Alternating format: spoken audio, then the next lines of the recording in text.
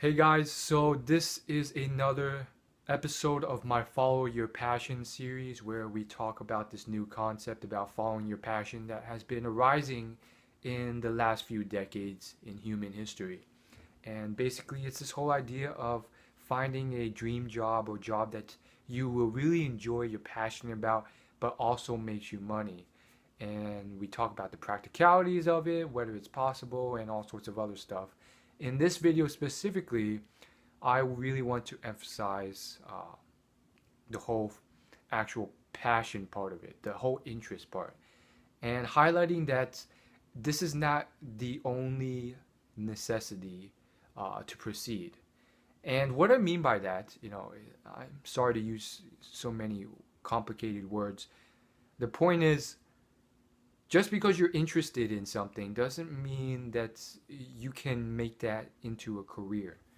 You have to be one of the best at providing a level of value in that, and there has to be a need in the marketplace.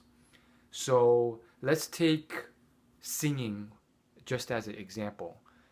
So let's say you love singing. You absolutely love singing, and it is your deep interest. But every single note you sing is off key, and you're a horrible singer. The worst singer the world has ever seen. Will you ever, point blank, cold turkey, be paid to sing? No. I mean, there's a need in the marketplace. Nowadays, more than ever in history, singers are being paid tons and tons of money. At least the top singers are, like millions of dollars to be able to sing, which in it of itself is kind of funny because, I do think personally that people are kind of like they're bending what they're truly interested in because there's money involved. Like if you were the most talented singer in the world 1,000 years ago, you'd probably be like the town clown, or you probably wouldn't be making that much money. You'd be in the lower class. And guess what? There was probably a lot less people then vying and competing and crying and doing all sorts of stuff to be the best singer. But nowadays, and you see it all the time on these singing competition TV shows like X Factor and The Voice and so forth. Uh, these people are literally you see them, they're crying, and you especially see this on X Factor, but they're literally so cutthroat and so competitive, and they're bawling their eyes out, and they're literally crying to death because they supposedly love singing so much that they would die for it. And all these people are like killing each other, trying to perform the best in front of these top celebrity judges to win these singing competitions on TV. And, honestly, I find it a bit funny because the truth of the matter is, I feel like that a lot of these people are bending their interest a bit because there's much more money involved, not because they truly love singing, whether there's money or no money. But anyhow, back to the main point.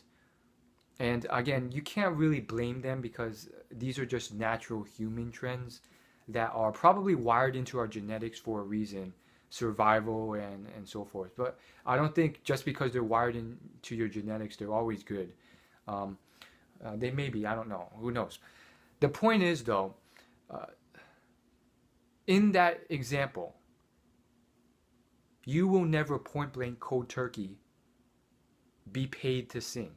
You may now here's where creativity goes into the picture. You may be able to bend it a bit and take your interest and still, in a roundabout way or a slightly different angle, be able to do something related to your interest, and sometimes very related if you are smart enough, for a living. So, for instance, Miranda sings as an example. She did a lot of singing covers on YouTube, was a horrible singer, so she flipped it on its head, and rather than just like stomp off, pissed off, frustrated, She flipped it on its head, and she delivered value in the form of entertainment by taking on this character where she pretty much um, is an intentionally horrible singer and making it into entertainment by being intentionally horribly bad at singing as a form of entertainment.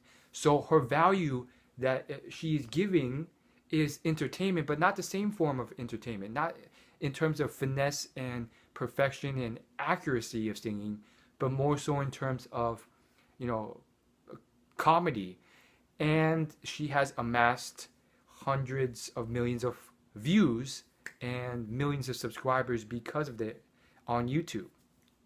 And another possible, example or way of doing this is to maybe start a singing blog where you critique singers, or start a singing lessons company, whether it's an online singing tutorial company or maybe a in-person staffing company where you get people, you teach people to sing and you hire singing professionals and you expand from states to nations.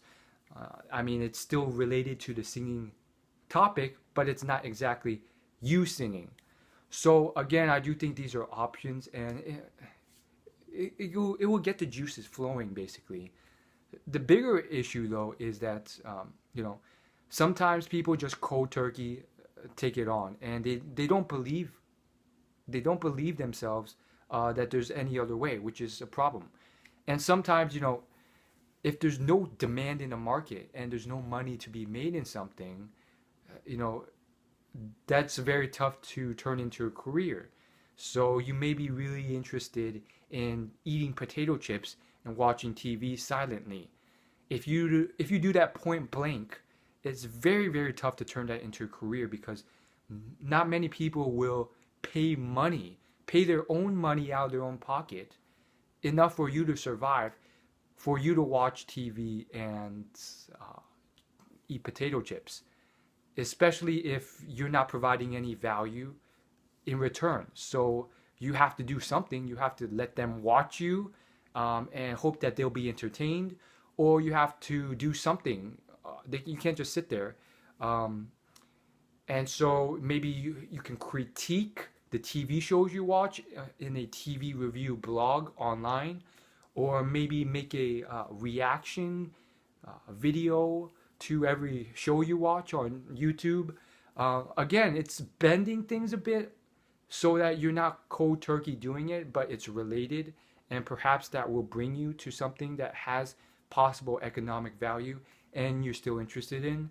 But I think this is also critical because, like it or not, a lot of people will go too far, and they will stray so far away to the point where they're not interested in it anymore. They've bent it so far in pursuit of the money that they're burnt out and they hate what they do, even though they're making an income off of it. And it's so far off from what they really wanted to do.